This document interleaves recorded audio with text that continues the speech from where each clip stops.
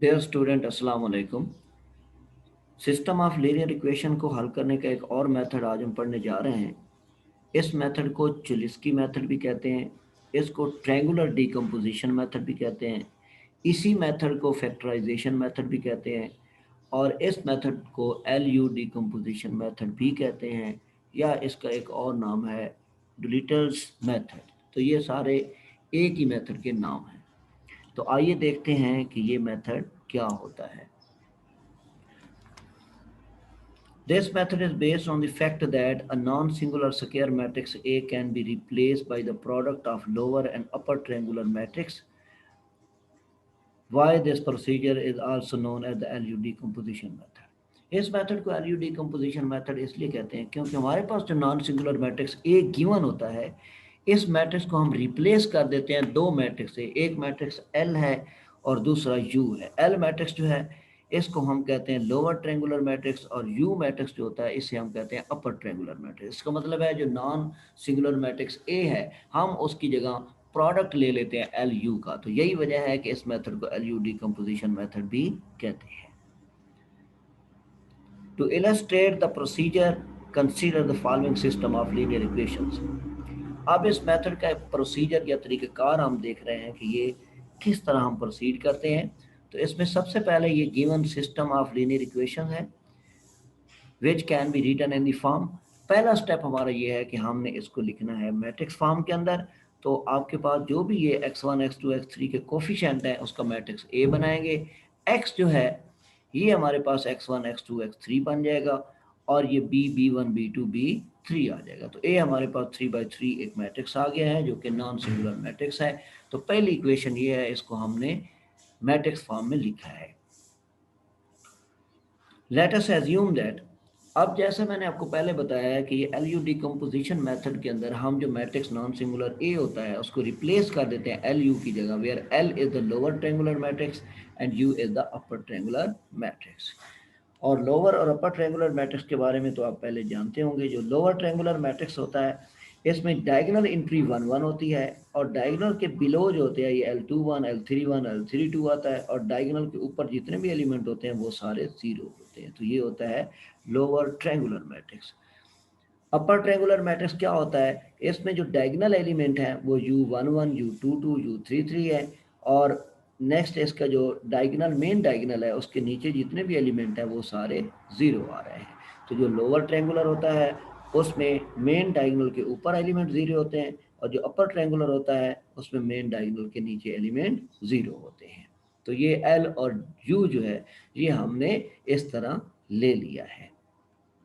Next हमारा step ये होगा,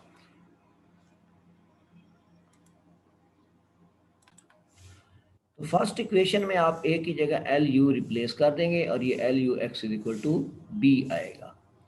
अच्छा, यहां से अब हमने क्या करना है, यहां से हमने सेट करना है U X is equal to Y, और इसके बाद जो लास्ट स्टेप हमारा होगा वो L Y is equal to B होगा। तो पहले हम लेंगे L Y is equal to B. L Y is equal to B, पहले इसको सॉल्व करेंगे। तो एल हमारे पास लोअर ट्रायंगुलर मैट्रिक्स है, इसकी वैल्यू रख दी। वाई हमने सपोज कर लिया कि ये y1 y2 y3 है, और बी हमने सपोज किया हुआ है कि ये b1 b2 b3 है। तो इस तरह आपके पास ये एक इक्वेशन बन जाएगी। जब हम इस इक्वेशन को सॉल्व करेंगे, इन मैट्रिक्स को सॉल्व करेंगे, तो ये हमें वैल्यू देगा y1 y2 y3 की। तो इसको हम सॉल्व करते हैं। ये पहले हमने प्रोडक्ट ले लिया है इन दोनों का, इसका और इस मैट्रिक्स का प्रोडक्ट लिया है, तो ये प्रोडक्ट हमें देगा ये वैल्यू। अब यहाँ पे आप ये दो मैट्रिक्स इक्वल हो गए हैं। इक्वल तब होते हैं जब उनकी कोरेस्पॉन्डिंग एंट्री और उनका ऑर्डर सेम हो। अब इनकी कोरेस्पॉन्डिंग एंट्री हम इक्वल लिखेंगे, y1 b के बराबर आ जाएगा। इसी तरह ये y1 L2 और y2 जो है ये b2 के बराबर आ जाएगा। थर्ड रो के इक्वल आ जाएगी। इनको हम सॉल्व करेंगे तो यहाँ से हमें वैल्यू मिल जाएंगी y1 y2 y3 की। तो इस तरह हम पहले y मैट्रिक्स जो है ना y1 y2 y3 यहाँ से निकाल लेंगे। अगला स्टेप ये होगा कि हम लगाएंगे इसका u x is equal to Y, और अब हम अपर ट्रायंगुलर मैट्रिक्स जो है इसको अब x1 x2 x3 से मल्टीप्लाई करेंगे, और यहाँ से हम वैल्यू निकाल लेंगे। सॉल्व करने के बाद x1 x2 x3 की वैल्यू निकाल लेंगे। तो इस तरह ये इसका तरीक़ाकार है। इसको समझने के लिए ये 3 बातें जो है ना, इसको आप अच्छी तरह देख लें। पहले जो आपके पास जो first system of linear equation है वो A X is equal to B है।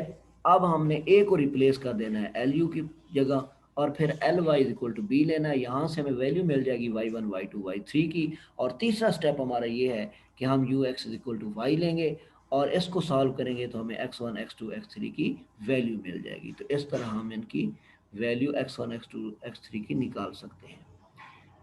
तो आइए अब एक इसकी एग्जांपल करते हैं ताकि इसको अच्छी तरह अंडरस्टैंड करें। ये हमारे पास एक सिस्टम ऑफ लीनियर इक्वेशन है जिसमें ये फर्स्ट इक्वेशन दी गई है, ये सेकंड इक्वेशन है और ये थर्ड इक्वेशन है। हम इसको चाह रहे हैं कि हम इसको फैक्टराइजेशन मेथड या एलयू डिकम्पोजिशन या चुलिस्की मेथड से सॉल्व करें। तो फर्स्ट ऑफ ऑल हमने ये सिस्टम ऑफ लीनियर इक्वेशन लिखना है। फिर हम अगले स्टेप के अंदर इसको मैट्रिक्स फॉर्म में लिखेंगे A X is equal to B. तो जो कोफिशिएंट है X one X two X three के वो ए मैट्रिक्स हम बनाएंगे। एक्स हम लेंगे X one X two X three और बी हम लेंगे जो आपके पास है ये ऊपर इक्वेशन के अंदर जो इक्वलिटी के बाद वैल्यू आ रही है उसको हम बी लेंगे। यानी ये जो वैल्यू आ रही है 4 है 7 है 4 है, ये हमारे पास बी आ जाएगा 4 7 4। ठीक है। तो अब ये जो ए है इसको हमने रिप्लेस कर देना है एल यू से। एल हमें पता है लोअर ट्रायंगुलर मैट्रिक्स है और यू हमें पता है अपर ट्रायंगुलर मैट्रिक्स है। इसको हम डिटेल में पीछे डिस्कस कर चुके हैं। अब हमने क्या करना है, इस इक्वेशन को यूज़ करना है L U is equal to A. तो पहले एल की वैल्यू हमने रख दी है, फिर इसके बाद यू की वैल्यू रख दी है और इक्वल लगाने के बाद फिर हमने रखा है ए। अब हम क्या करेंगे, इन दोनों का प्रोडक्ट लेंगे। प्रोडक्ट इन दोनों का हमें ये वैल्यू देगा और ये इक्वल होगा इस मैट्रिक्स से 2 3 -1 और 1 2 4 और -1 2 एंड 3। अब इनको सॉल्व करेंगे तो ये u11 फर्स्ट एलिमेंट है और ये फर्स्ट एलिमेंट इधर 2 है, ये 2 के इक्वल आएगा। इसी तरह u12 सेकेंड एलिमेंट है, इधर सेकेंड एलिमेंट 3 है, इसके इक्वल आ जाएगा। थर्ड एलिमेंट थर्ड के इक्वल आ जाएगा। इसी तरह सेकेंड रो में जाएंगे तो इसमें फर्स्ट एलिमेंट 1 के इक्वल आ जाएगा। इसी तरह फिर सेकंड एलिमेंट सेकंड के इक्वल आ जाएगा, थर्ड के इक्वल आ जाएगा। जब हम थर्ड रो में जाएंगे तो उसमें भी इसी तरह करेंगे, फर्स्ट एलिमेंट के इक्वल यानी कि ये L31U और इसको आप -1 के इक्वल लिखेंगे।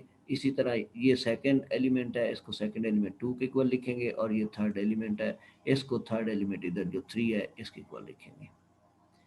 अब हम इनको करेंगे सॉल्व। जब हम इनको सॉल्व करेंगे तो यहाँ से हमारे पास एल की वैल्यू यानी कि एल जो लोअर ट्रायंगुलर मैट्रिक्स है एल, इसके सारे एलिमेंट आ जाएंगे। इसी तरह हमारे पास जो अपर ट्रायंगुलर मैट्रिक्स है उसके भी सारे एलिमेंट आ जाएंगे। तो इसको सॉल्व करने के बाद हमारे पास ये एल और यू की वैल्यू आ जाएगी। तो इस तरह हम एल और यू की वैल्यू पहले निकाल लेंगे। नेक्स्ट स्टेप में हमें पता है कि A X is equal to B है, ए की जगह हमने एल यू रखा है, X is equal to B. अच्छा, अब अगला स्टेप हमारा जो होगा वो ये है U X is equal to Y. तो वाई हमने लेना है Y one Y two Y three और L Y is equal to B. ठीक है। तो एल हमने अब निकाल लिया है, इस एल की वैल्यू यहाँ पे आ जाएगी। वाई हमने ये सपोज किया Y one Y two Y three, ये इसके साथ आ जाएगा और इक्वल लगाने के बाद बी की वैल्यू आ जाएगी 4 7 4। L Y is equal to B. अब इन दोनों का प्रोडक्ट लेंगे तो यहाँ से हमें Y one Y two Y three मिल जाएगा। ये पहले हमने वाई वन निकाला है, इसके बाद वाई टू निकाला है, फिर आपने वाई थ्री निकाला है। तो ये तीनों वैल्यू निकाल ली है। अब हमारा जो लास्ट स्टेप होगा वो हम ये इक्वेशन यूज करेंगे U X is equal to Y. तो इसमें अपर ट्रायंगुलर मैट्रिक्स हम ऑलरेडी निकाल चुके हैं। एक्स हमने सपोज किया x1 x2 x3, बल्कि ये इक्वेशन के अंदर गिवन है, यही हम वैल्यू निकालना चाह रहे हैं x1 x2 x3 ये लिखेंगे। और y जो है ये हमने सॉल्व करके ये 4 7 ये हमने वैल्यू निकाली है। y1 4 है और y2 5 है। इसी तरह y3 जो है -29 है। अब हम इन दोनों का प्रोडक्ट लेंगे। इन दोनों का प्रोडक्ट लेंगे तो हमें ये तीन इक्वेशन मिलेंगी। इन इक्वेशन को सॉल्व करेंगे। सॉल्व करने के बाद हमारे पास ये तीनों वैल्यू आ जाएगी। x3 की वैल्यू 1 आएगी, x2 की वैल्यू 1 आ जाएगी और x1 की वैल्यू भी 1 आ जाएगी। तो इस तरीके से हम इस मेथड को सॉल्व करके x की वैल्यू निकाल सकते हैं। x1 x2 x3 तीनों वैल्यू निकाल सकते हैं। अगर आपको ये मेथड अच्छी तरह समझ आ गया है तो आप मेरे चैनल को सब्सक्राइब करें और बेल आइकन का बटन दबाना मत भूलिए। अल्लाह हाफिज़।